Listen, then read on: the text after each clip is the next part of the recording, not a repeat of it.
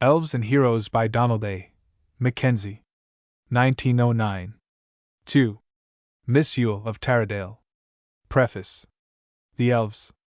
The immemorial folk beliefs of our native land are passing away, but they still retain for us a poetic appeal, not only on account of the glamour of early associations, but also because they afford us inviting glimpses of the mental habits and inherent characteristics of the men and women of past generations. When we retell the old tales of our ancestors, we sit beside them over the peat fire, and, as we glory with them in their strong heroes, and share their elemental joys and fears, we breathe the palpitating air of that old mysterious world of theirs, peopled by spirits beautiful, and strange, and awe-inspiring. The attitude of the Gael towards the supernatural, and his general outlook upon life in times gone by, was not associated with unbroken gloom, nor was he always an ineffectual dreamer and melancholy fatalist. These attributes belong chiefly to the literary Celt of latter-day conception, the Celt of Arnold and Renan, and other writers following in their wake, who have woven misty impressions of a people whom they have met as strangers, and never really understood. Celtic literature is not a morbid literature. In Highland poetry there is more light than shadow, much symbolism, but no vagueness.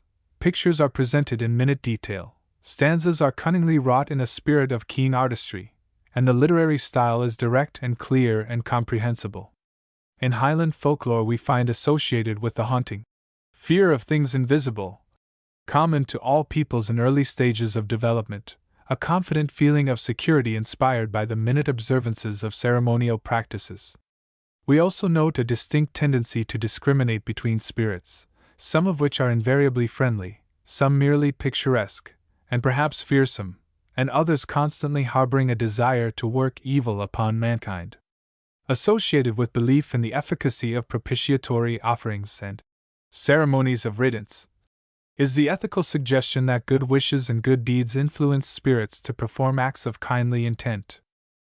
Of fairies the Highlanders spoke, as they are still prone to do in these districts where belief in them is not yet extinct, with no small degree of regard and affection.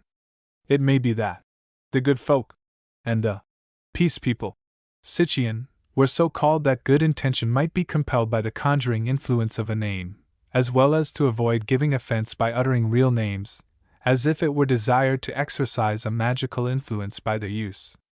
Be that as it may, it is evident from Highland folk tales that the fairies were oftener the friends than the foes of mankind.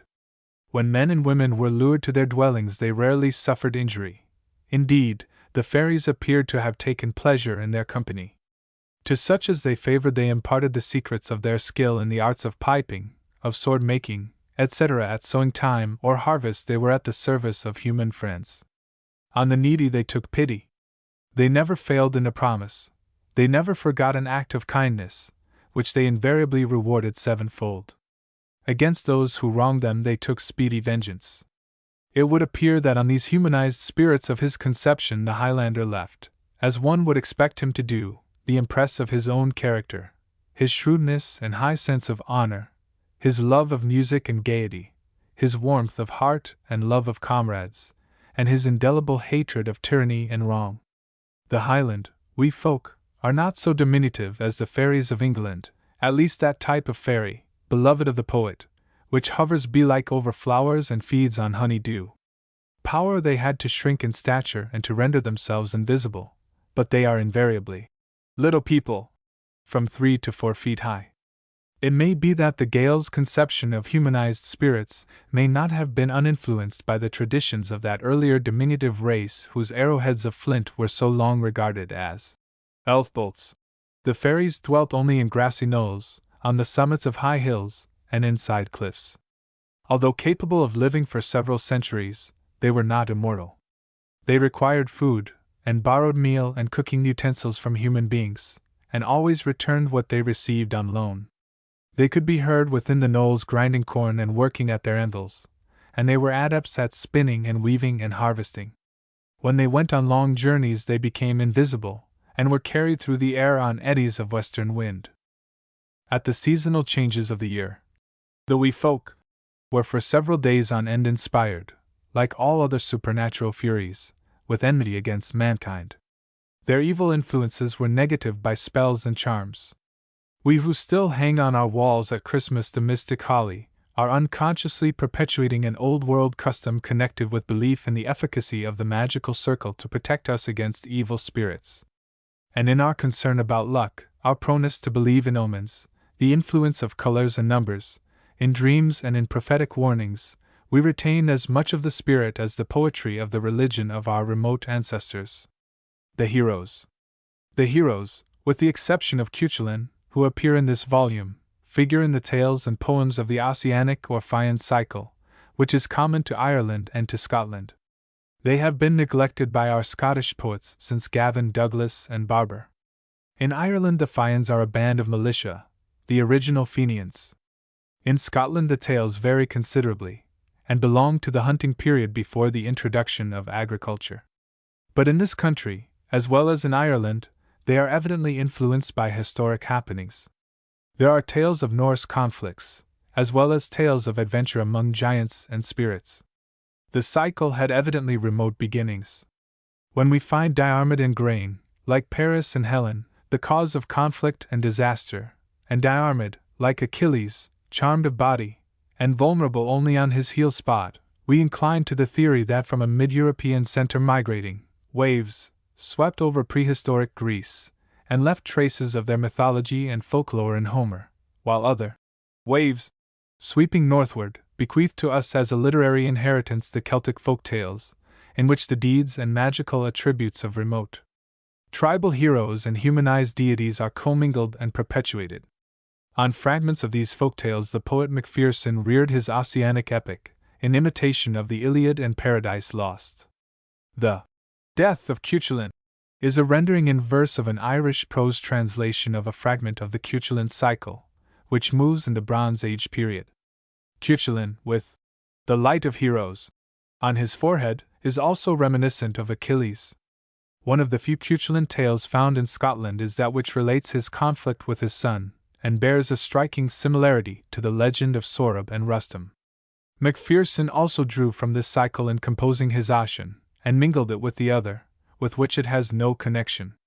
The third great Celtic cycle, the Arthurian, bears close resemblances, as Campbell, of the West Highland Tales, has shown, to the Fian cycle, and had evidently a common origin.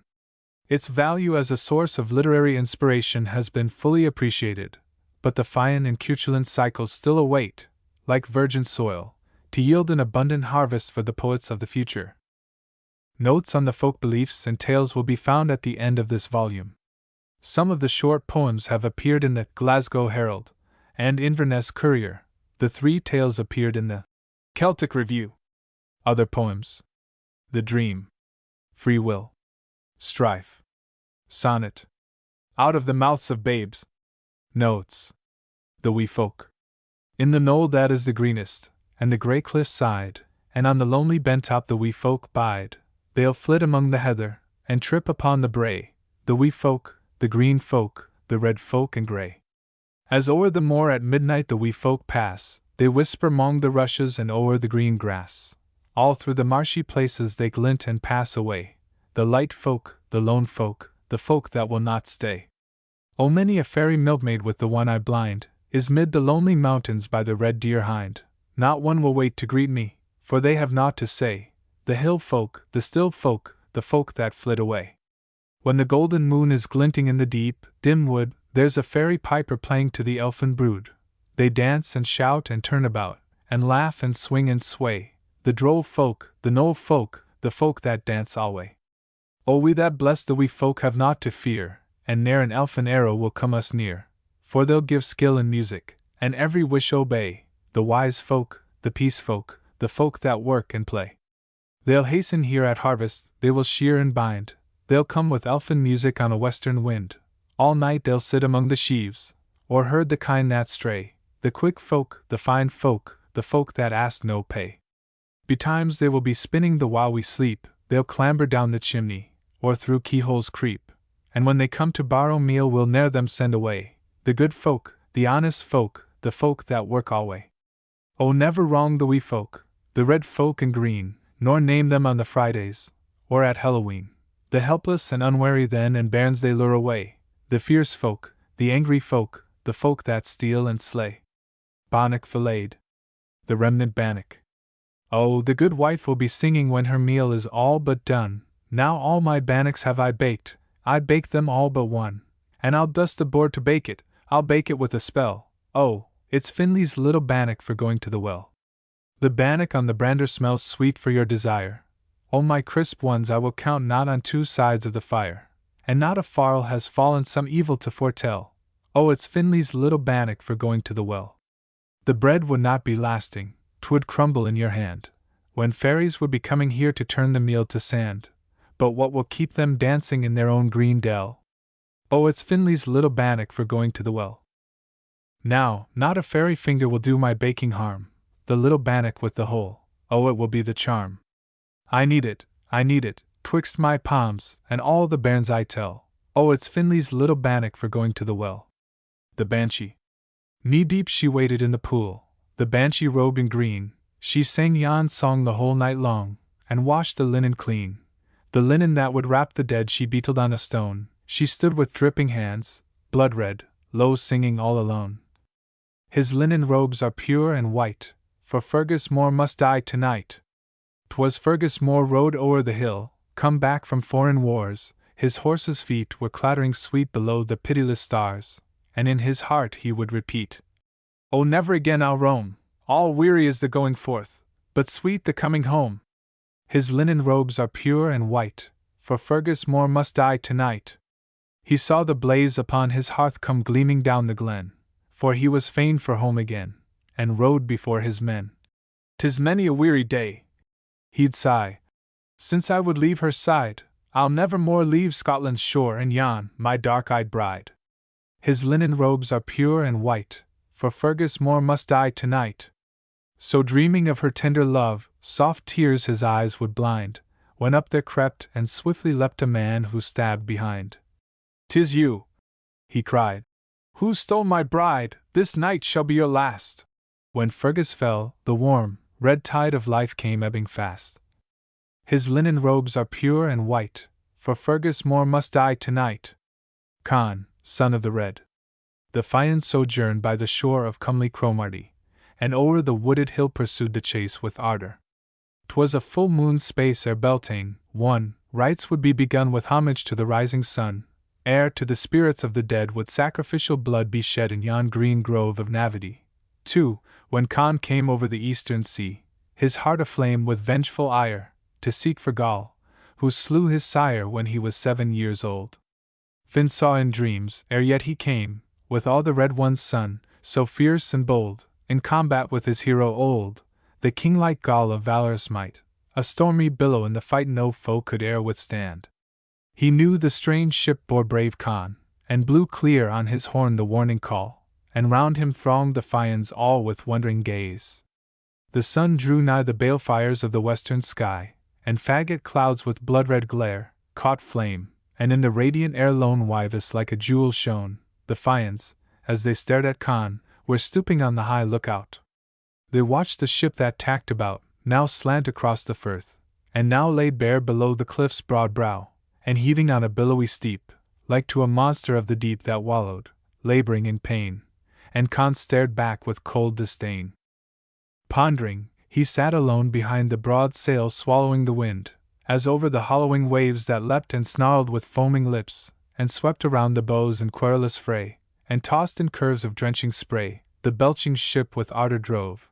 Then like a lordly elk that strove amid the hounds and, charging, rent the pack asunder as it went, it bore round and in beauty sprang. The sea wind through the cordage sang with high and wintry merriment that stirred the heart of Conn. Intent on vengeance, and for battle keen, so hard, so steadfast, and serene. Then Ossian, sweet of speech, spake low, with musing eyes upon the foe. "Is Conn more noble than the Red, whom Gall in battle vanquished?" "The Red was fiercer," Conan cried. "Nay, Conn is nobler," Finn replied. "More comely, stalwart, mightier far. What sayest thou, Gall, my man of war?" Then Gall made answer on the steep, nor ceased to gaze on Conn full deep. "His equal never came before across the seas to Albion's shore, nor ever have I peered upon a nobler. mightier man than Conn. The ship flew seaward, tacking wide, contending with the wind and tide, and when upon the broad stream's track it baffled hung, or drifted back, with grunt and shriek, like battling boars, the shock and swing of bladed oars came sounding o'er the sea. The dusk grew round the twilight, like a husk that holds a kernel choice, and keen, cold stars impaled the sky serene, when Conn's ship through the slackening tide drew round the wistful bay and wide, behind the headlands high that snout the seas like giant whales, and spout the salt foam high and loud. Then sighed the gasping men who all day plied their oars in plunging seas, with hands grown stiff, and arms, like twisted bands drawn numbly, as they rose outspent, and staggering from their benches went the sail napped quarreling, and drank the wind in broken gasps, and sank with sullen pride upon the boards, and smote the mast and shook the cords. Darkly loomed that alien land, and darkly lowered the Fian band, for hovering on the shoreland grey the ship they followed round the bay nor sought the sheltering woods until the shadows folded o'er the hill full heavily, and night fell blind, and laid its spell upon the wind. The swelling waters sank with sip and hollow gurgle round the ship, the long mast rocked against the dim, soft heaven above the headland's rim. But while the seaman crouched to sleep, Conn sat alone in reverie deep, and saw before him in amaze the mute procession of his days, in gloom and glamour wending fast, his heart hungering for the past. Again he leapt, a tender boy, to greet his sire with eager joy, when he came over the wide North Sea, enriched with spoils of victory.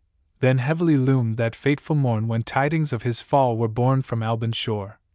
Again he saw the youth who went alone with awe to swear the avenging oath before the smoking altar red with gore. Ah! Strange to him it seemed to be that hour was drawing nigh when he would vengeance take, and still more strange, oh sorrow! It would bring no change though blood for blood be spilled, and life for life be taken in fierce strife. 'Twill ne'er recall the life long sped, or break the silence of the dead. But when he heard his mother's wail, once more uplifted on the gale, moaning the red who ne'er returned, his cheeks with sudden passion burned, and darkly frowned that valiant man, as through his quivering body ran the lightnings of impelling ire and impulses of fierce desire that surged, with a consuming hate against a world made desolate, unceasing and unreconciled, and ever clamoring, like wild, dark-deeded waves that stun the shore. And through the anguished twilight roar the hungry passions of the wide and gluttonous deep unsatisfied. 2. The shredding dawn in beauty spread its shafts of splendor, golden red, high over the eastern heaven, and broke through flaking clouds and sylvan smoke that burst aflame, and fold o'er fold, let loose their oozing floods of gold, splashed over the foamless deep that lay tremulous and clear. In fiery play the rippling beams that swept between the sea-cleft Suitor crags serene, broke quivering where the waters bore the soft reflection of the shore.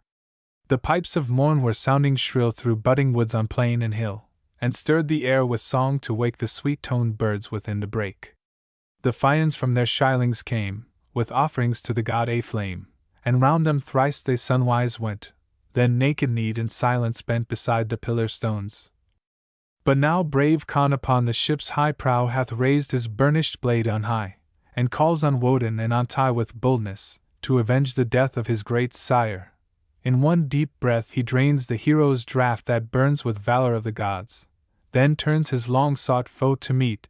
Great Conn sweeps, stooping in a boat, alone, shoreward, with rapid blades and bright, that shower the foam rain pearly white, and rip the waters, bending lithe, in hollowing swirls that hiss and writhe like adders, ere they dart away bright-spotted with the flakes of spray. When, furrowing the sand, he drew his boat the shallowing water through, a giant he in stature rose straight as a mast before his foes, with head thrown high, and shoulders wide and level, and set back with pride. His bared and supple arms were long as shapely oars, firm as a thong his right hand grasped his gleaming blade, gold-hilted, and of keen bronze, made in leafen shape. With stately stride he crossed the level sands and wide, then on his shield the challenge gave, his broad sword thundering like a wave, for single combat. Red as gold his locks upon his shoulders rolled, a brazen helmet on his head flashed fire, his cheeks were white and red, and all the Fians watched with awe that hero young with knotted jaw, whose eyes, set deep, and blue and hard, surveyed their ranks with cold regard, while his broad forehead, seamed with care, drooped shadowily. His eyebrows fair were sloping sideways o'er his eyes with pondering o'er the mysteries. The eyes of all the Fians sought heroic Graal, whose face was wrought with lines of deep, perplexing thought, for gazing on the valiant Con, he mourned that his own youth was gone, when, strong and fierce and bold, he shed the life-blood of the boastful Red, whom none save he would meet. He heard the challenge, and nor spake, nor stirred, nor feared, but now grown old, when hate and lust of glory satiate, his heart took pride in Con, and shared the kinship of the brave, who dared to meet the Viking bold, if he the succor of the band should be found faltering or in despair? Until that day the Fians ne'er of one man had such fear. Old Gall sat musing on a grassy knoll, they deemed he shared their dread, not so wise Finn, who spake forth firm and slow. Gall, son of Morna, peerless man, the keen desire of every clan, far famed for many a valiant deed, strong hero in the time of need. I vaunt not Con, nor deem that thou dost falter save with meekness, now, but why shouldst thou not take the head of this bold youth, as of the Red, his sire, in other days? Gall spake. O noble Finn, for thy sweet sake mine arms I'd seize with ready hand, although to answer thy command my blood to its last drop were spilled, by Crom!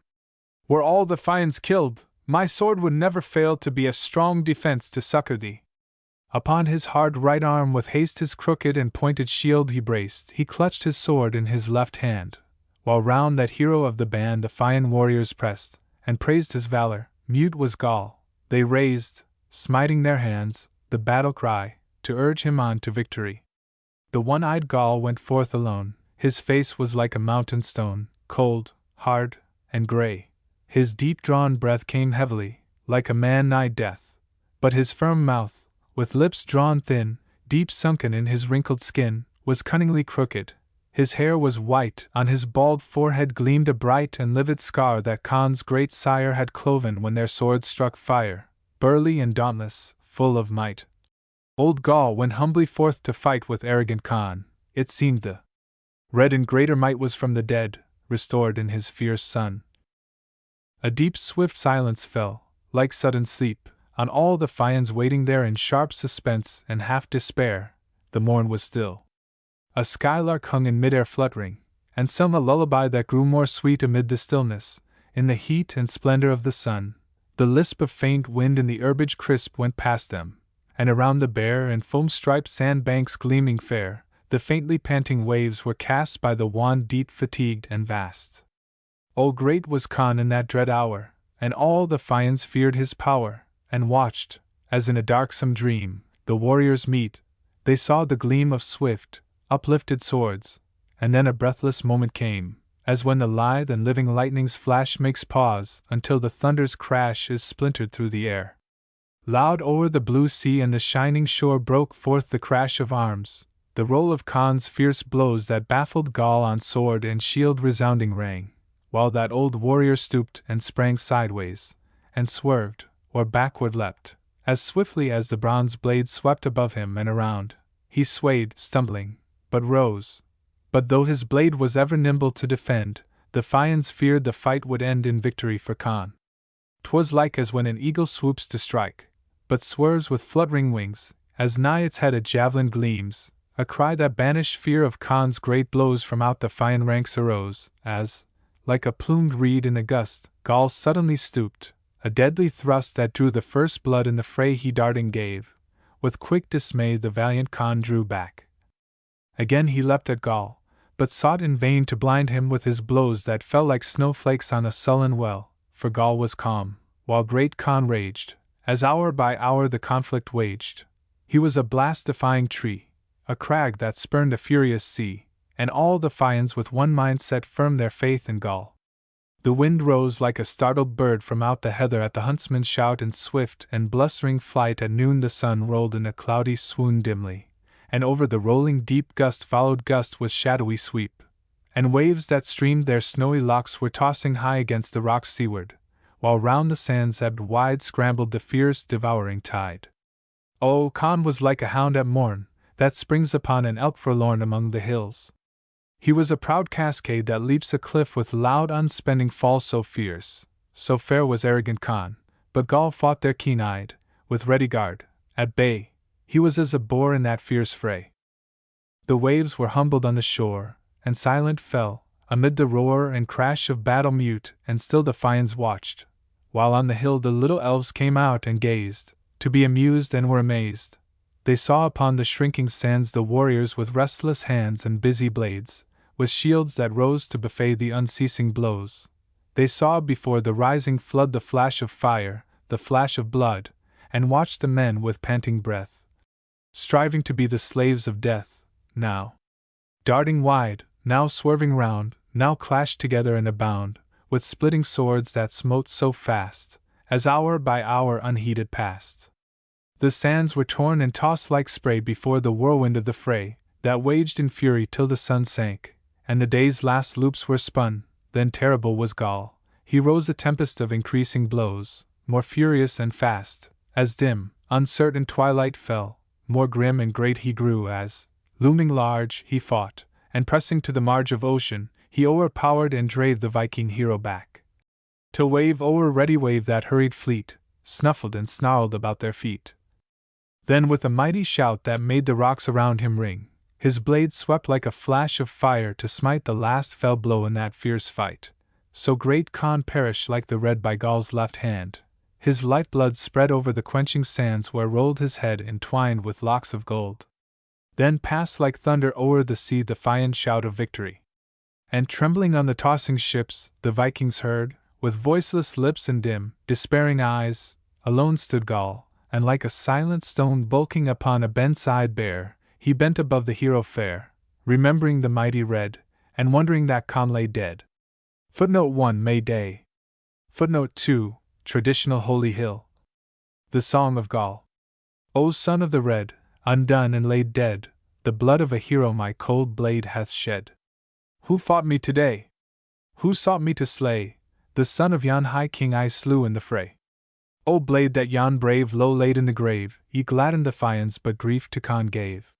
Stone-hearted and strong, lone-hearted with long, dark brooding, he sought to avenge his deep wrong. Fair son of the red, care none thou art dead, old Gaul of Clan Morna will mourn thou hast bled. O where shall be found to share with thee round the halls of Valhalla thy glory renowned? O true as the blade that slew thee, and made my fear and thine anger forever to fade. Ah! When upon earth again will have birth a son of such honor and bravery and worth. Above thee in splendor a love that could render brave service, burn star-like and constant and tender. With fearing my name, with hearing my fame, O none would dare combat with Gaul till Conn came? O great was thine ire, the fate of thy sire, awaiting thy coming, consumed thee like fire. O son of the red, undone and laid dead, the blood of a hero my cold blade hath shed. The blue men of the Minch.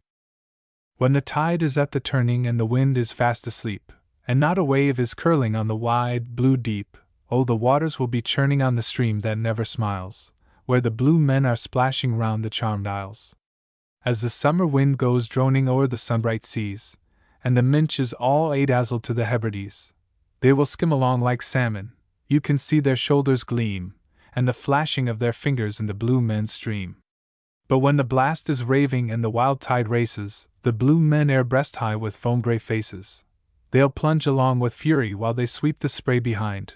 Oh, they'll bellow o'er the billows and wail upon the wind. And if my boat be storm-tossed and beating for the bay, they'll be howling and be growling as they drench it with their spray, for they'd like to heel it over to their laughter when it lists, or crack the keel between them, or stave it with their fists. Oh, weary on the blue men, their anger and their wiles. The whole day long, the whole night long, they're splashing round the isles. They'll follow every fisher, ah! They'll haunt the fisher's dream, when billows toss, oh who would cross the blue men's stream? The Urisk. Oh, the night I met the Urisk on the wide, lone moor. Ah! Would I be forgetting of the thing that came with me? For it was big and black as black, and it was dour as dour. It shrank and grew and had no shape of aught I e'er did see. For it came creeping like a cloud that's moving all alone, without the sound of footsteps, and I heard its heavy sighs. Its face was old and grey, and like a lichen-covered stone, and its tangled locks were dropping o'er its sad and weary eyes. Oh, it's never the word it had to say in anger or in woe. It would not seek to harm me that had never done it wrong. As fleet, oh, like the deer, I went panting slow, the way something came with me on that lonely road and long. Oh, eerie was the urisk that convoyed me o'er the moor, when I was all so helpless and my heart was full of fear, nor when it was beside me or behind me was I sure. I knew it would be following, I knew it would be near. The nimble men. Aurora Borealis. When Angus or the wizard his fearsome wand will raise, the night is filled with splendor, and the north is all ablaze, from clouds of raven blackness, like flames that leap on high, all merrily dance the nimble men across the northern sky. Now come the merry maidens, all gowned in white and green, while the bold and ruddy fellows will be flitting in between. Oh, to hear the fairy piper who will keep them tripping by, the men and maids who merrily dance across the northern sky. Oh, the weird and waesome music, and the never-faltering feet. Oh, their fast and strong embraces, and their kisses hot and sweet. There's a lost and languished lover with a fierce and jealous eye, as merrily flit the nimble folk across the northern sky. So now the dance is over, and the dancers sink to rest. There's a maid that has two lovers, and there's one she loves the best. He will cast him down before her, she will raise him with a sigh, her love so bright who danced tonight across the northern sky. Then up will leap the other, and up will leap his clan. Oh, the lover and his company will fight them man to man, all shrieking from the conflict the merry maidens fly. There's a battle royal raging now across the northern sky. Through all the hours of darkness the fearsome fight will last. They are leaping white with anger, and the blows are falling fast, and where the slain have tumbled a pool of blood will lie. Oh, it's dripping on the dark green stones from out the northern sky. When yon lady seeks her lover in the cold and pearly morn, she will find that he has fallen by the hand that she would scorn. She will clasp her arms about him, and in her anguish die. Oh, never again will trip the twain across the northern sky. My Ghana. When my kine are on the hill, who will charm them from all ill? While I'll sleep at ease until all the cocks are crowing clear. Who'll be hurting them for me? It's the elf I fain would see, for they're safe as safe can be when the Ghana will be near. He will watch the long weird night, when the stars will shake with fright, or the ghostly moon leaps bright o'er the ben like Beltane fire. If my kine would seek the corn, he will turn them by the horn, and I'll find them all at morn lowing sweet beside the byre. Crumba's bard has second sight, and he'll moan the Ghana's plight, when the frosts are flickering white, and the kine are housed till day, for he'll see him perched alone on a chilly old grey stone, nibbling at a bone that we'll maybe throw away. He's so hungry, he's so thin, if he'd come we'd let him in, for a rag of fox's skin is the only thing he'll wear. He'll be chittering in the cold as he hovers round the fold, with his locks of glimmering gold twined about his shoulders bare. The Groigak. Milkmaid's Song. The lightsome lad wi' yellow hair, the elfin lad that is so fair, he comes in rich and braw attire, to loose the kine within the byre. My lightsome lad, my leering lad, he's tittering here, he's tittering there, I'll hear him plain, but seek in vain to find my lad wi' yellow hair. He's dressed so fine, he's dressed so grand, a supple switch is in his hand, I've seen while I milking sat the shadow of his beaver hat. My lightsome lad, my leering lad, he's tittering here, he's tittering there, I'll hear him plain, but seek in vain to find my lad wi' yellow hair. My chuckling lad, so full of fun, around the corners he will run, behind the door he'll sometimes jink, and blow to make my candle blink. My lightsome lad, my leering lad, he's tittering here, he's tittering there, I'll hear him plain, but seek in vain to find my lad wi' yellow hair.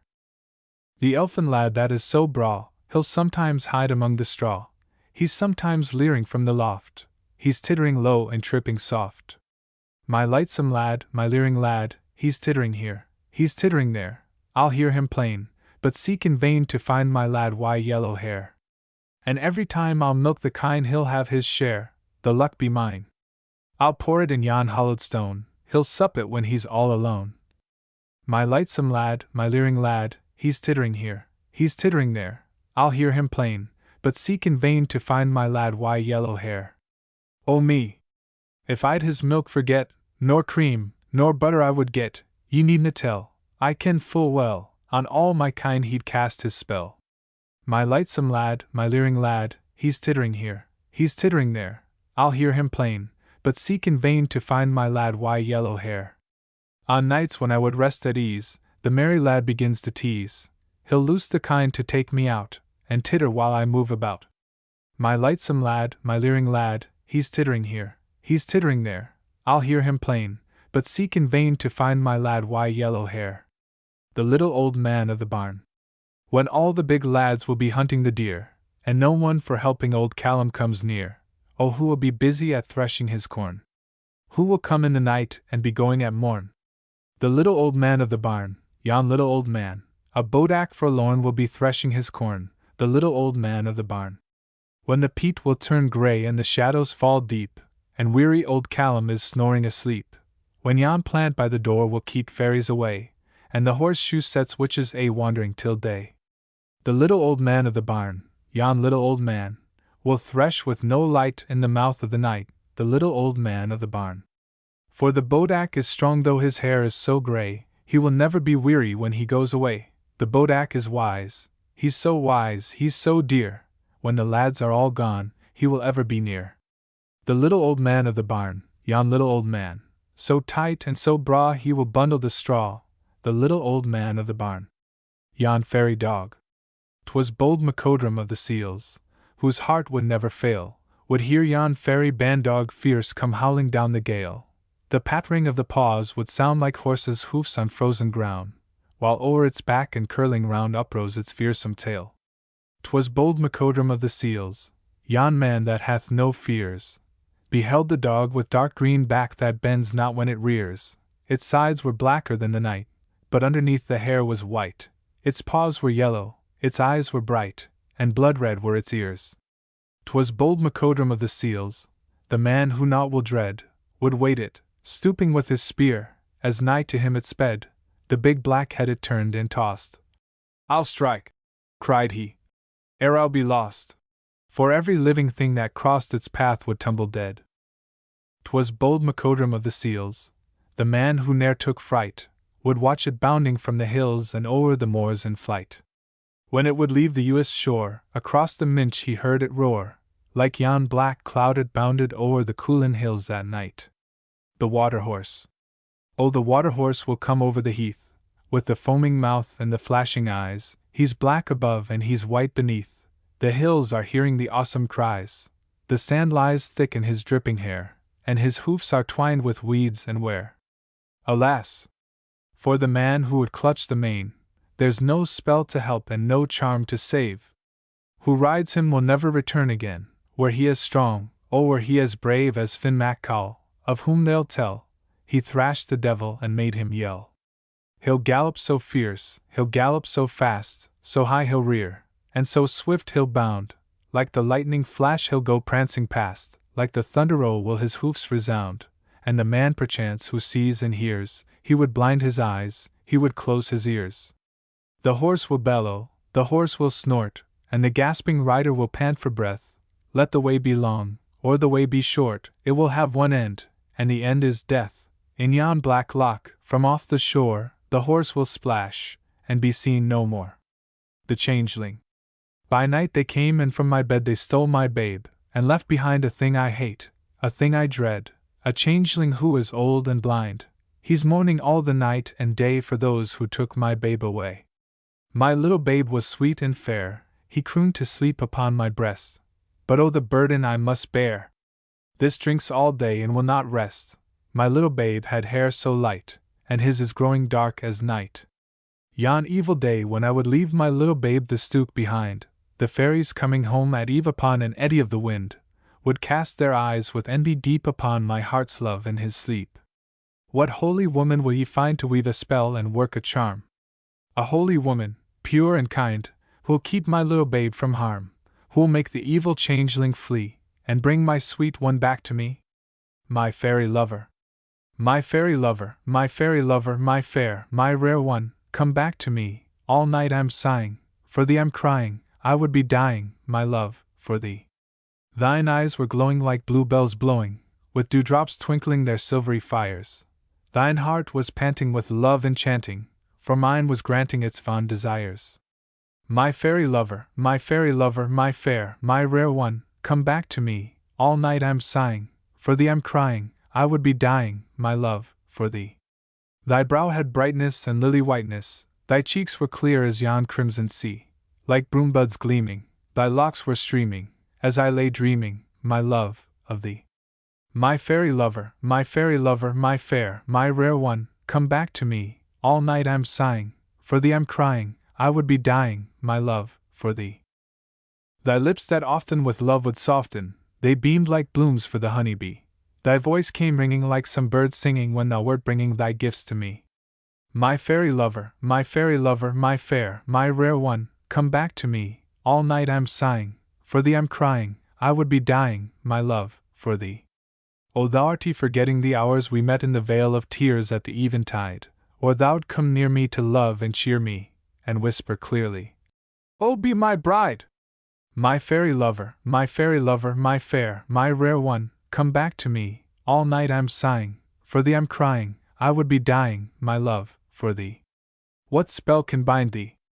I searched to find thee around the knoll that thy home would be, where thou didst hover. My fairy lover, the clods will cover and comfort me.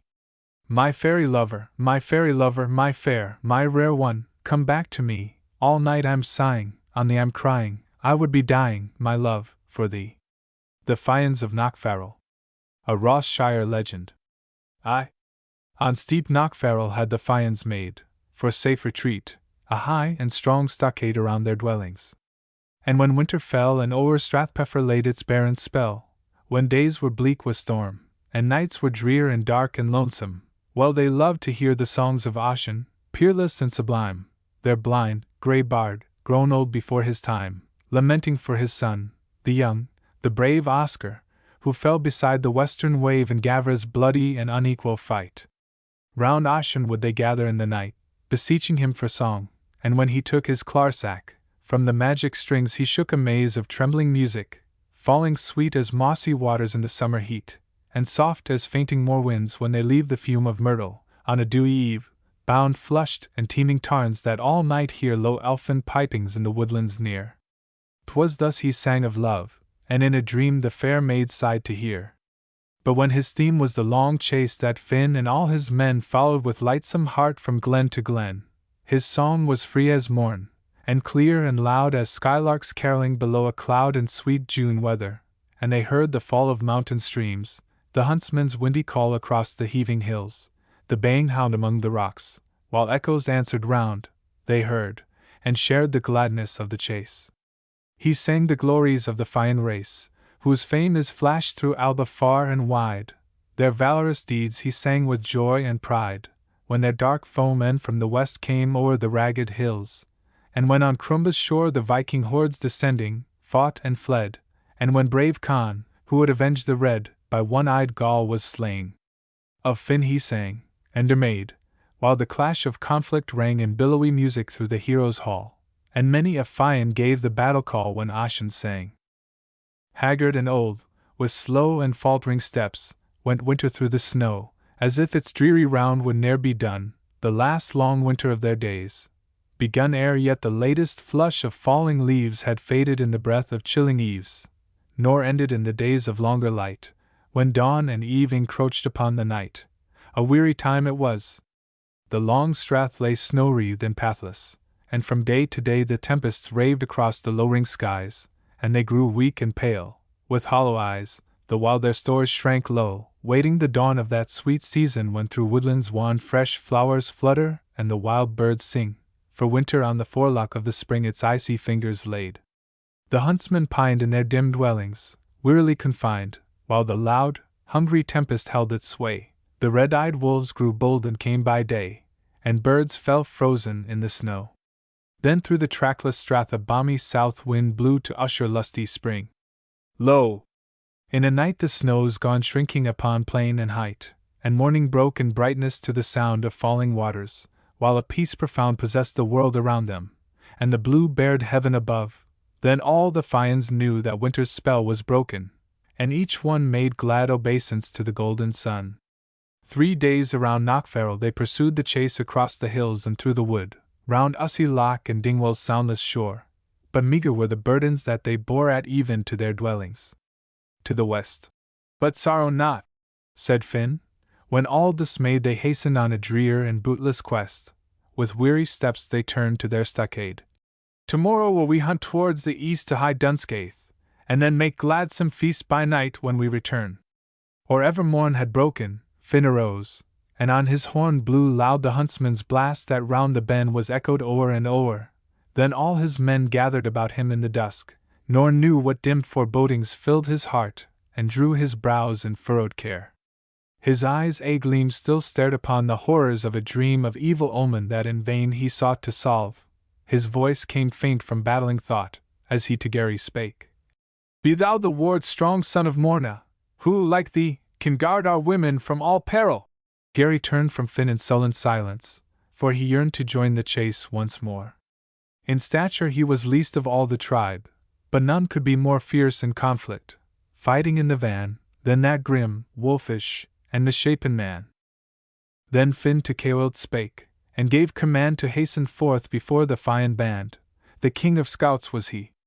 And like the deer he sped to find if foemen had come near, fierce, swarthy hillmen, waiting at the fords for combat eager, or red Viking hordes from out the northern isles.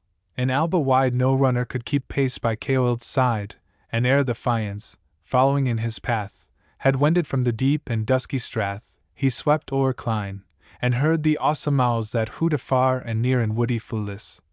And he had reached the slopes of fair Roskeen ere Finn by Fyrish came. The dawn broke green, for the high huntsman of the morn had flung his mantle o'er his back. Stooping, he strung his silver bow, then rising, bright and bold, he shot a burning arrow of pure gold that rent the heart of night. As far behind the Fians followed, Ceolwyd, like the wind, sped on, Jan son of Ronan, o'er the wide and marshy moor, and thwart the mountain side, by Dulney's shore far ebbed, and wan, and brown, and through the woods of Budas Balnagown, the roaring streams he vaulted on his spear, and foaming torrents leapt, as he drew near the sandy slopes of Nig. He climbed and ran till high above Dunscaith he stood to scan the outer ocean for the Viking ships, peering below his hand, with panting lips agape, but wide and empty lay the sea beyond the barrier crags of Cromarty, to the far skyline lying blue and bare, for no red pirate sought as yet to dare the gloomy hazards of the fitful seas, the gusty terrors, and the treacheries of fickle April and its changing skies. And while he scanned the waves with curious eyes, the sea wind in his nostrils, who had spent a long, bleak winter in Knockfarrel pent over the snow-wreathed strath and buried wood, a sense of freedom tingled in his blood, the large life of the ocean, heaving wide, his heart possessed with gladness and with pride, and he rejoiced to be alive.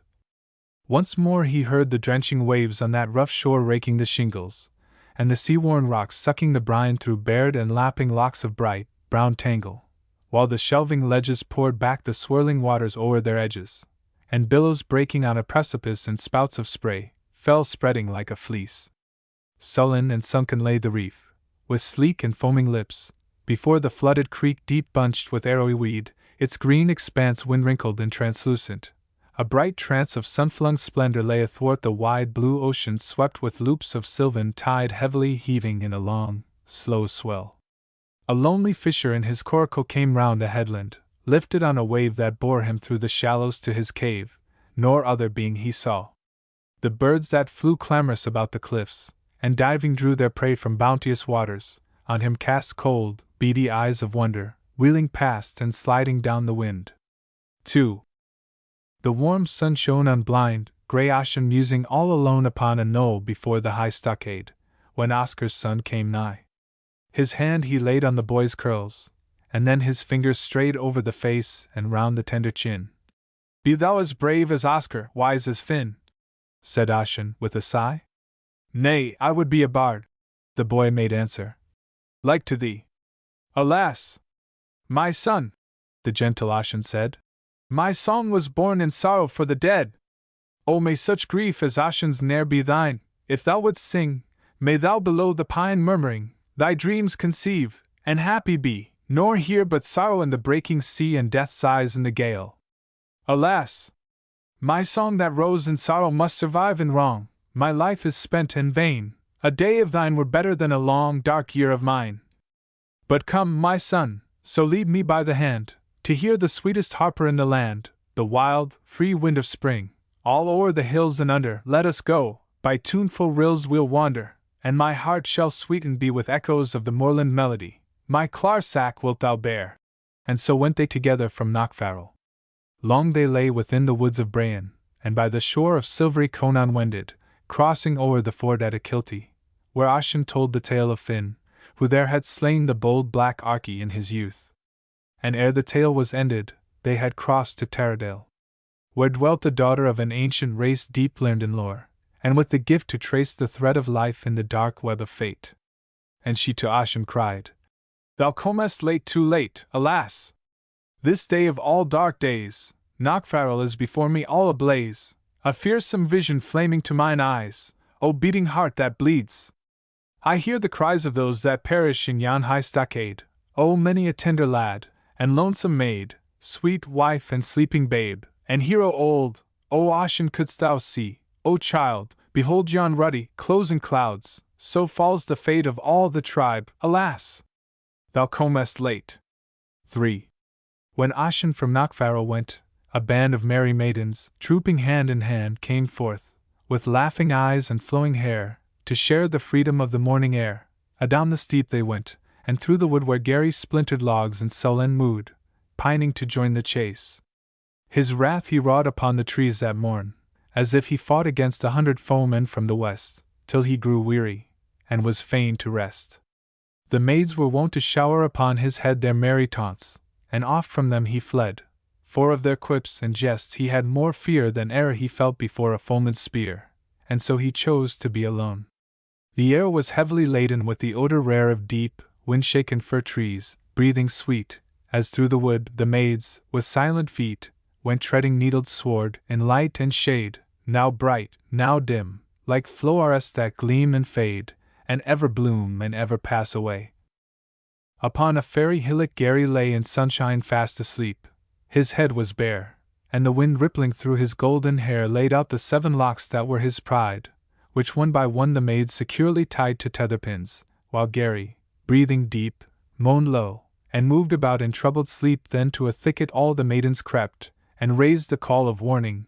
Gary leapt from dreams that boded ill. Was sudden fear that a fierce band of foemen had come near. The 7 fetters of his golden hair he wrenched off as he leapt, and so laid bare a shredded scalp of ruddy wounds that bled with bitter agony. The maidens fled with laughter through the wood, and climbed the path of steep Knockfarrel. Fierce was Gary's wrath when he perceived who wronged him. With a shriek that raised the eagles from the mountain peak, he shook his spear, and ran with stumbling feet, and sought for vengeance, speedy and complete. The lust of blood possessed him, and he swore to slay them. But they shut the oaken door ere he had reached that high and strong stockade, from whence, alas! nor wife, nor child, nor maid came forth again. 4. Soft couched upon a bank lay Caoilt on the cliff top, while he drank the sweetness of the morning air, that brought a spell of dreamful ease and pleasant thought, with memories from the deeps of other years wonder made, unforgotten by his peers, and Oscar, fair and young, went forth with mirth hunting o'er the hills around the firth on such an April morn. He leapt to hear the Fians shouting from a woodland near their hunting call. Then swift he sped a pace, with bounding heart, to join the gladsome chase. Stooping he ran, with poised, uplifted spear, as through the woods approached the nimble deer that swerved, beholding him. With startled toss of antlers, down the slope it fled, to cross the open vale before him. To the west the Fians, merging from the woodland, pressed to head it shoreward. All the fierce hounds bayed with hungry ardor, and the deer, dismayed, with foaming nostrils leapt, and strove to flee towards the deep, dark woods of Caurasi. But Caoilt, fresh from resting, was more fleet than deer or dogs, and sped with naked feet, until upon a loose and sandy bank, plunging his spear into the smoking flank, its flight he stayed. He stabbed it as it sank, the light blood spurting, and he saw it die or ever dog or huntsman had come nigh. Then eager feast they made, and after long and frequent fast of winter, they grew strong as they had been of old. and of their fare the lean and scrambling hounds had ready share.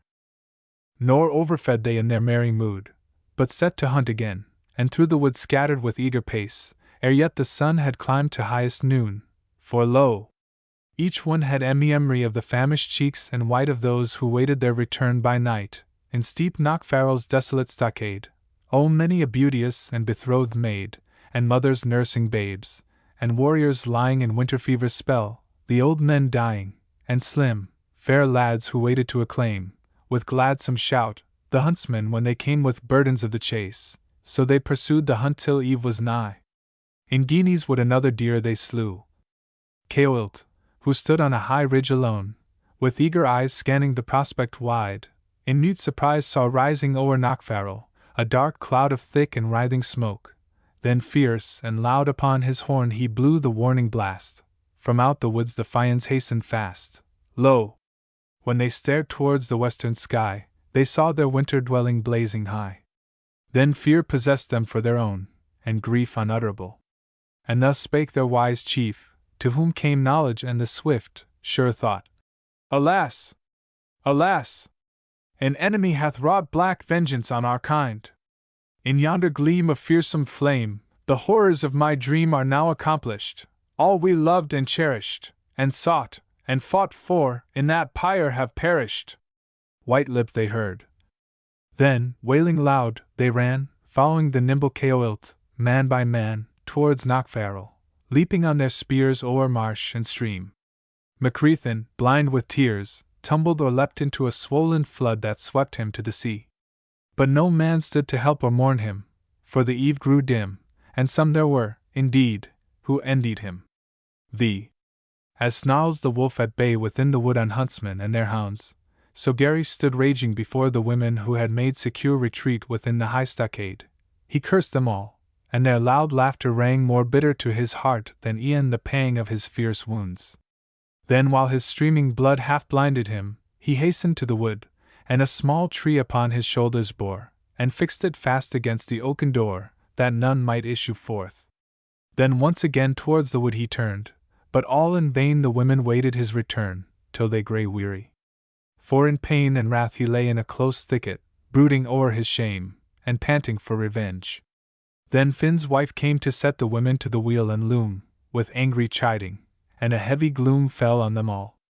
Who knoweth? Thus she spake. What evil may the Fian men o'ertake this day of evil omens? Yesternight I say the pale ghost of my sire with white and trembling lips, at morn before my sight a raven darted from the wood, and slew a brooding dove. What fear is mine? For who would us defend if our fierce foemen came, when Gary is against us? Much I blame thy wanton deed. The women heard in shame, nor answer made. The sun, with fiery gleam, scattered the feathery clouds, as in a dream the spirits of the dead are softly swept from severed visions sweet. A low wind crept around with faltering steps, and pausing, sighed, then fled to murmur from the mountain side amid the pine tree's shade, while all aglow Ben Wyvis bared a crest of shining snow and barren splendor o'er the slumbering strath, while some sat trembling, fearing Gary's wrath, some feared the coming of the foe, and some had vague forebodings, and were brooding dumb, and longed to greet the huntsman. Mothers laid their babes to sleep, and many a gentle maid sighed for her lover in that lone stockade, and one who sat apart, with pensive eye, thus sang to hear the peewee's plaintive cry. Peewee, peewee, crying sweet, crying early, crying late, will your voice be never weary crying for your mate? Other hearts than thine are lonely, other hearts must wait. Peewee, peewee, I'd be flying o'er the hills and o'er the sea, till I found the love I long for wheresoe'er he be. Peewee crying, I'd be flying, could I fly like thee, When Gary, who had stanched his wounds, arose, he seized his axe, and gone with rapid blows to fell down fir trees. Through the silent strath the hollow echoes rang. With fiendish wrath he made resolve to heap the splintered wood against the door, and burn the hated brood of his tormentors one and all.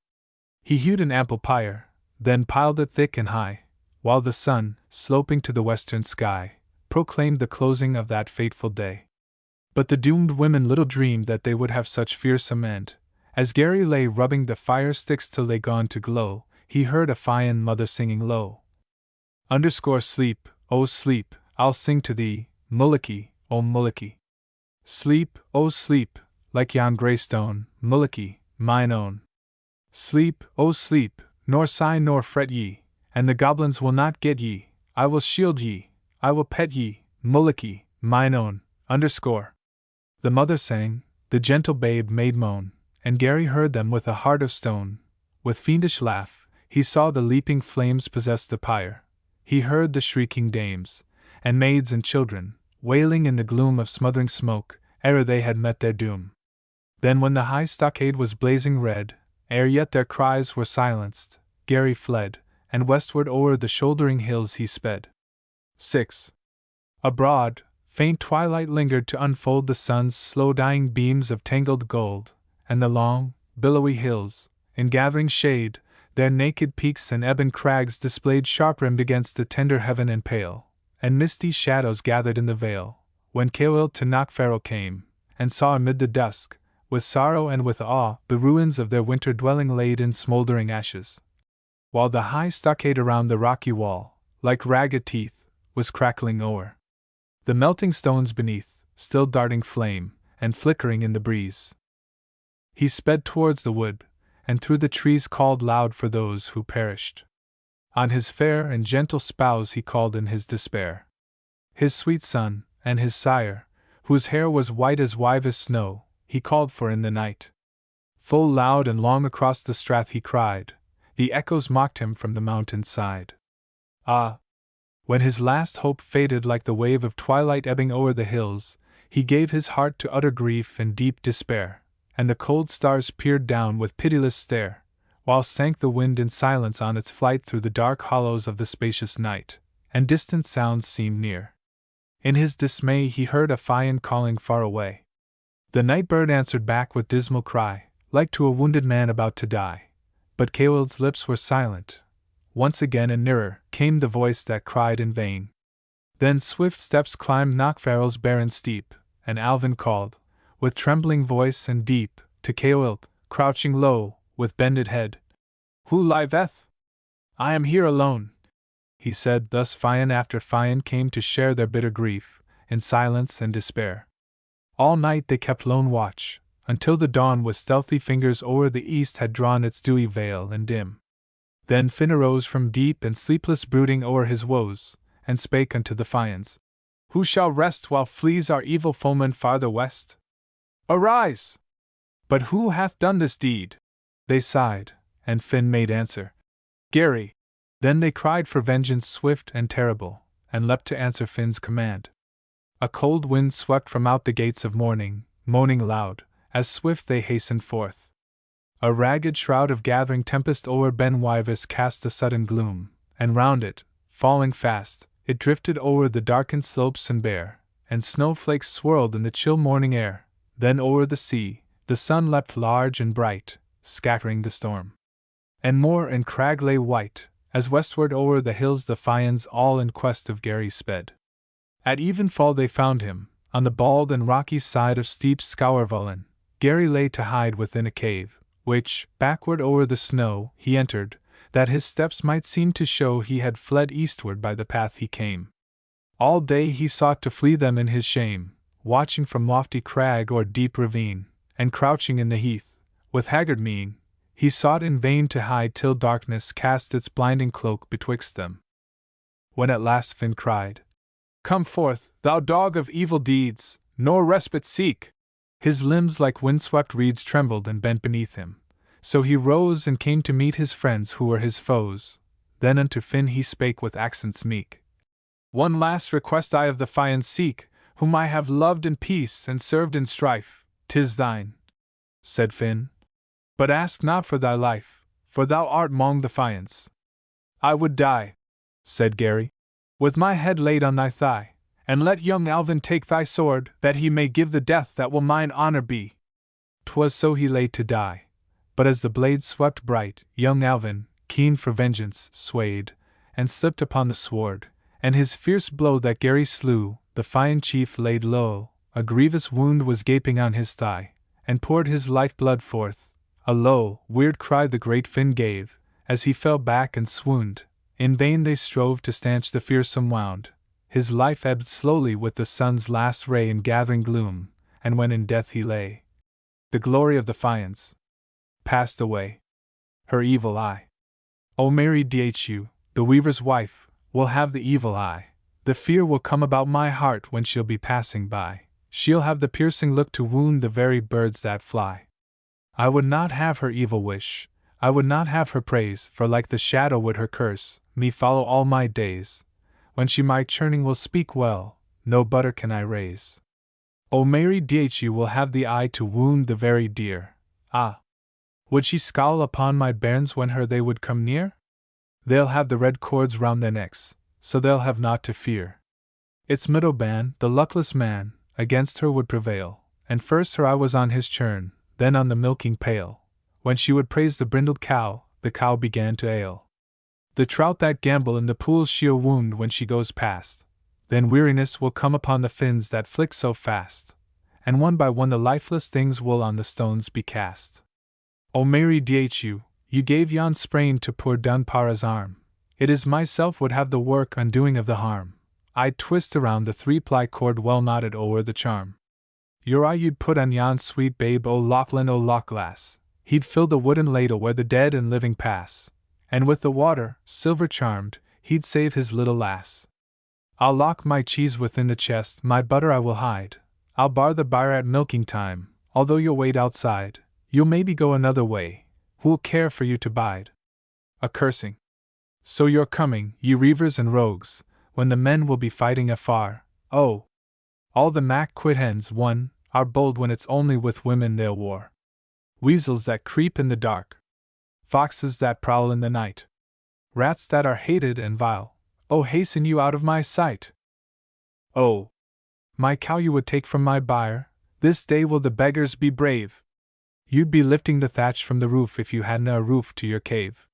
Your chief he's the lord o' the lies, a windbag his wife why the brag. Your clan is the pride o' the thieves, whose meal will you have in your bag? Now Lastwig Maclan too may blush, oh! He'll be the sorrowful man, his fame for the thieving is gone to the reivers and rogues of your clan. You'll spare me, so old and so frail, fitter to die than to live? But maybe I'll slay with the tongue and the heart that will never forgive. The curse of the frail will be strong, the curse of the widow be sure. Oh, the curse of the wronged will avenge. Black, black is the curse of the poor. Ha! Laugh at your ease while you can, laugh. It's the devil's turn next, for after I'm done with you all, oh, who will be doleful and vexed?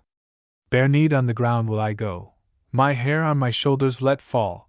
Now hear me and never forget my curses I'll cast on you all. Underscore little increase to your clan.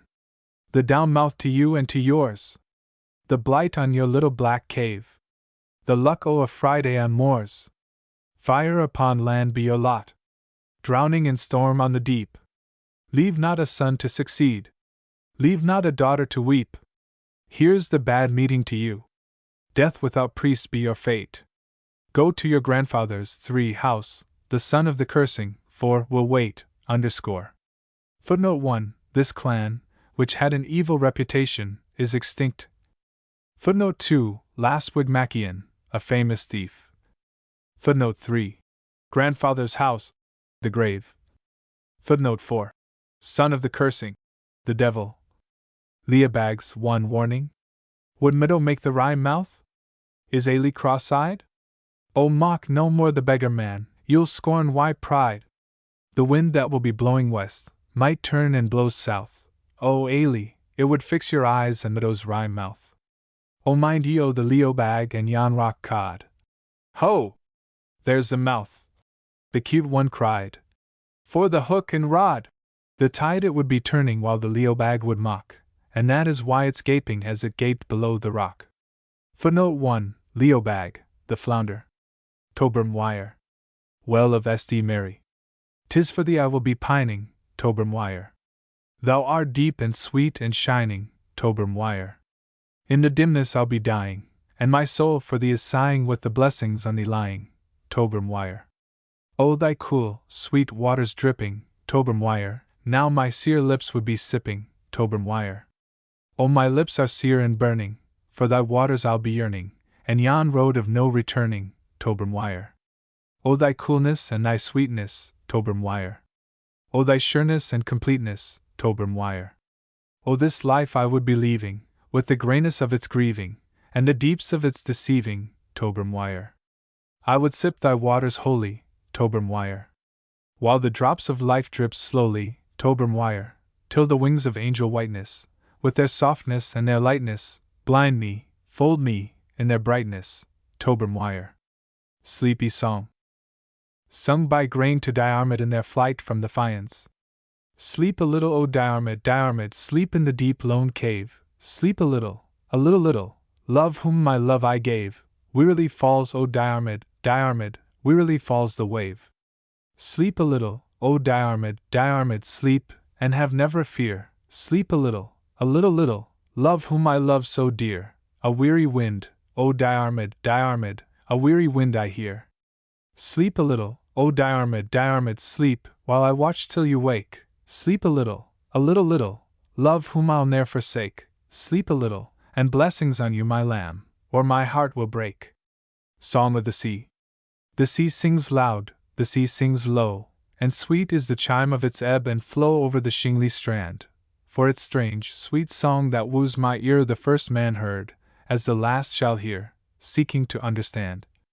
The death of Cuchulain. Now when the last hour of his life drew nigh, Cuchulain woke from dreams forewarning death, and cold and awesome came the night-bird's cry, an evil omen the magician saith. A low gust panted like a man's last breath, as morning crept into the chamber black. Then all his weapons clashed and tumbled from the rack. For the last time his evil foemen came, the sons of Calatin by Lugade led. The land lay smouldering with smoke and flame, the duns were fallen and the fords ran red, and widows fled, lamenting for their dead, to fair Emania on that fateful day, where all forsworn with fighting great Cuchulain lay.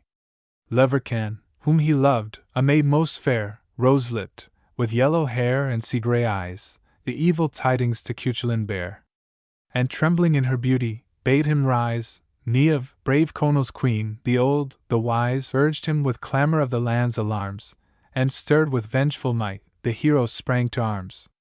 His purple mantle o'er his shoulders wide in haste he flung, and towering o'er them stood all scarred and terrible in battle pride. His brooch, that clasped his mantle and his hood then fell his foot to pierce, and his red blood followed, like fate, behind him as he stepped. Leverkan shrieked, and Niamh moaned his doom and wept. Thus sallying forth he called his charioteer, and bade him yoke the war steeds of his choice. The grey of Macha, shuddering in fear, had scented death, and pranced with fearsome noise, but when it heard Cuchulain's chiding voice, meekly it sought the chariot to be bound, and wept big tears of blood before him on the ground.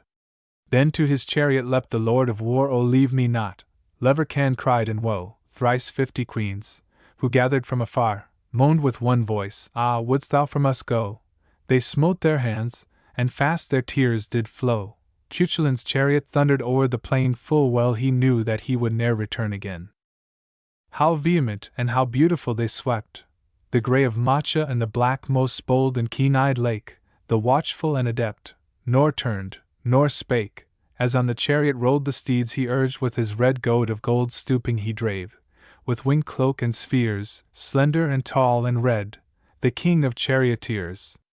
Cuchulain stood impatient for the fray, his golden-hilted bronze sword on his thigh, a sharp and venomous dart beside him lay. He clasped his ashen spear, bronze-tipped and high, as flames the sun upon the western sky. His round shield from afar was flashing bright, figured with radiant gold and rimmed with silver white.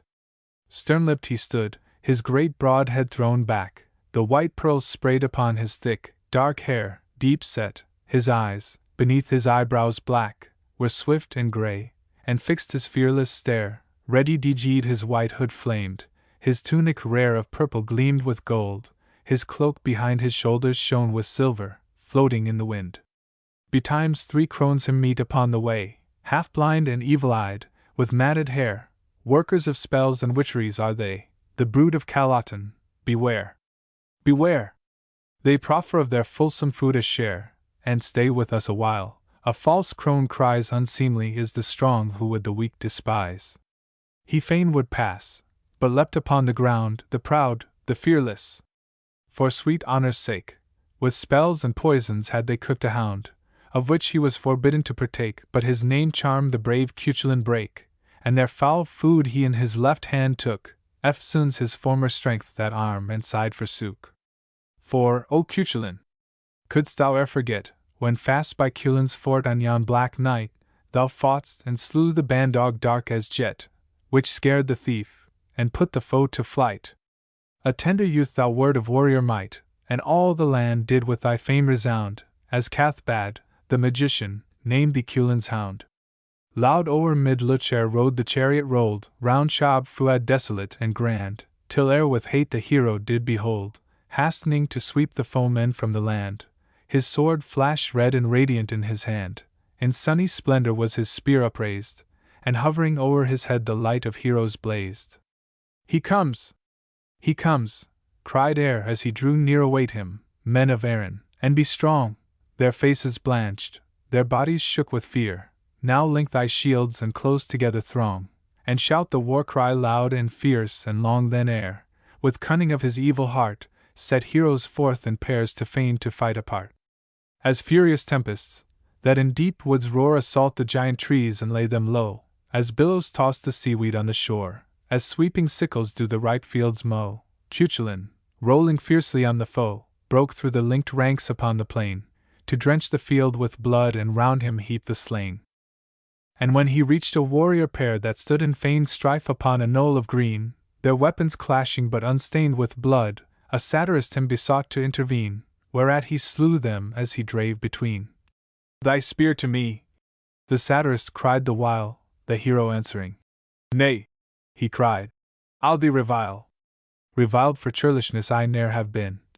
Cuchulain called, uprising in his pride, and cast his ashen spear bronze-tipped and keen and slew the satirist and 9 beside. Then his fresh onslaught made the host divide and flee before him clamoring with fear, the while the stealthy Lugaid seized Cuchulain's spear. O sons of Calatin! Did Lugaid call? What falleth by the weapon I hold here? Together they acclaimed. A king will fall, for so foretold. They said, the aged seer. Then at the chariot he flung the spear, and Lake was stricken unto death and fell. Cuchulain drew the spear and bade a last farewell. The victor I, and eke the charioteer, he cried, and drave the war steeds fierce and fast. Another pair he slew. To me thy spear. Again a satirist called. The spear was cast, and through the satirist and 9 men passed, but Lugaid grasps it, and again doth call. What falleth by this spear? They shout. A king will fall. Then fall. Cried Lugaid, as he flung the spear, the grey of Macha sank in death's fierce throes, snapping the yoke, the while the black ran clear. Cuchulain groaned, and dashed upon his foes. Another pair he slew with rapid blows, and eke the satirist and 9 men near. Then once more Lugaid sprang to seize the charmed spear. What falleth by this weapon? He doth call. A king will fall. They answer him again. But twice before ye said, a king will fall. They cried. The king of steeds hath fled the plain, and lo, the king of charioteers is slain. For the last time he drave the spear full well, and smote the great Cuchulain, and Cuchulain fell. The black steed snapped the yoke, and left alone the king of heroes dying on the plain. I fain would drink. They heard Cuchulain groan. From out yon loch. He thirsted in fierce pain. We give thee leave, but thou must come again. His foemen said, then low made answer he. If I will not return, I'll bid you come to me. His wound he bound, and to the loch did hie, and drank his drink, and washed, and made no moan. Then came the brave Cuchulain forth to die, sublimely fearless, strengthless and alone. He wended to the standing pillar stone, clutching his sword and leaning on his spear, and to his foemen called, Come ye, and meet me here. A vision swept upon his fading brain, a passing vision glorious and sweet. That hour of youth returned to him again when he took arms with fearless heart a beat, as Cathbad, the magician, did repeat. Who taketh arms upon this day of grief, his name shall live forever, and his life be brief. Fronting his foes, he stood with fearless eye, his body to the pillar stone he bound, nor sitting nor down lying would he die. he would die standing, so they gathered round in silent wonder on the blood-drenched ground, and watched the hero who with death could strive. But no man durst approach, he seemed to be alive. Lost songs. Harp of my fathers, on the mouldering wall of days forgotten, like a far-off wind hushing the firwood at soft evenfall, thy low-heard whispers to my heart recall the wistful songs, to silence old consigned, that Ossian sang when he was frail and blind. Thy fitful notes, from the melodious trees, I fain would echo in my feeble rhyme. The inner music quivering on the breeze I hear, and throbbing from the beating seas, on ancient shores, the wearied pulse of time that mingles with thy melodies sublime. Other poems. The dream. 'Twas when I woke I knew it was a dream, measured by moments, that to me did seem a lifelong spell of joy and peace to be. Will that last dream that comes ere death descends, from which I shall not wake to know it ends, thus seem to live on through eternity? Free will. Say not the will of man is free within the limits of his soul. Who from his heritage can flee? Who can his destiny control? In vain we wage perpetual strife, gainst instincts dumb and blind desires. Who leads must serve. The pulse of life throbs with the dictates of our sires. Since when the world began to be, and life through hidden purpose came, from sire to son unceasingly the task bequeathed hath been the same. We strive, while fetters bind us fast, we seek to do what needs must be, we move through bondage with the past in service to posterity. Strife. Weary of strife, the surge and clash of city life, I sought for peace and solitude, within the hushed and darkened wood and on the lonesome moor, but found contending leaf and root engaged in conflict fierce though mute. While what was frail was slain by what was strong in dire dispute, I sought for peace in vain. The world, sustained by strife, endures in pain. All things that are in conflict be. I murmured on the shelving strand, where struggling winds would fain be free. The tides in conflict with the wind's command turned tossing wearily. I heard the loud sea laboring to the land. I saw the dumb land striving with the sea. Sonnet. Written in the stone gallery of St. Paul's. The drowsing city sparkles in the heat, and murmur in mine ears unceasingly the surging tides of that vast human sea, the billows of life that break with muffled beat and vibrate through this high and lone retreat, while over all, serene, and fair, and free, thy dome is reared in naked majesty grey, old St. Paul's. In thee the ages meet, slumbering amidst the trophies of their strife. And in their dreams thou hearest, while the cries of triumph and despair ascend from life, the murmurings of immortality, thou sentinel of hope that doth despise what was and is not, waiting what shall be. Out of the mouths of babes. Is baby dead? He whispered, with wide eyes tearless, but full of eloquent regret, his childish face grown prematurely wise, pondering the problem death before him set. Baby is dead, I answered, as I laid my hand on her frail forehead with a sigh. Oh, Daddy, why did God do this? He said, and silently my heart made answer. Why? He touched her white, worn face and said, How cold is our wee baby now? His eyes were deep, then came his little brother, 2 years old, he looked and lisped. The baby is asleep. Notes. The wee folk. In Gaelic they are usually called the peace people. Scythian. Other names are wee folk, Dewan Biga, light folk, Sla Utrim, etc. As in the lowlands, they are also referred to as Guid Falk and Guid neighbors. The Banshee Beanshith. Sometimes referred to as the Fairy Queen, sometimes as the Green Lady. She sings a song while she washes the clothes of one about to meet a swift and tragic fate. In the fine poems she converses with those who see her, and foretells the fate of warriors going to battle. The blue men of the Minch, Nafergorm. Between the Shant Isles, Charmed Isles, and Lewis is the stream of the blue men. They are the seahorses of the island gales. Their presence in the strait was believed to be the cause of its billowy restlessness and swift currents. The changeling. When the fairies robbed a mother of her babe, they left behind a useless, old, and peevish fairy, who took the form of a child. This belief may have originated in the assumption that when a baby became ill and fretful, it was a changeling. The Urisk is, if anything, a personification of fear. It is a silent, cloudy shape which haunts lonely moors, and follows travelers, but rarely does more than scare them. My fairy lover. Fairies fell in love with human beings, and deserted them when their love was returned. Women of unsound mind, given to wandering alone in solitary places, were believed to be the victims of fairy love. Yon fairy dog, and see you sith, was heard howling on stormy nights. He was big as a stirk. One informant has declared the fearsome tale appears to have been not the least impressive thing about it.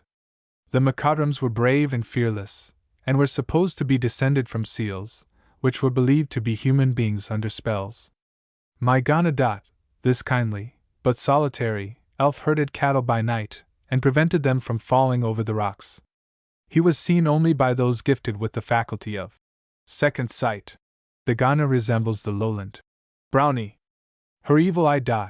Belief in the evil eye is still quite common, even among educated people, in the Highlands.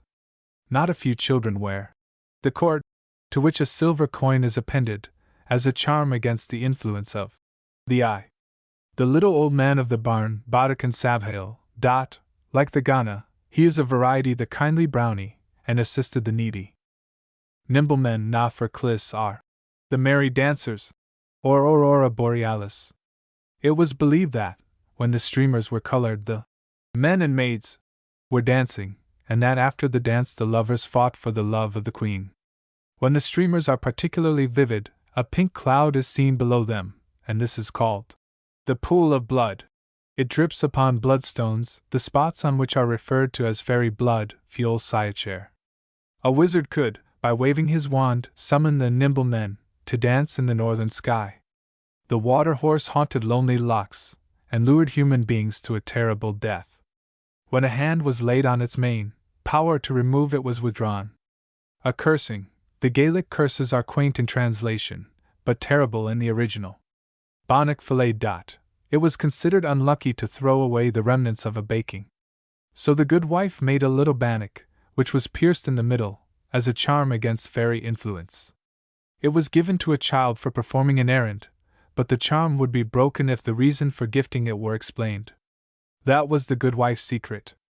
It was also unlucky to count the bannocks, and when they fell, bad luck was foretold.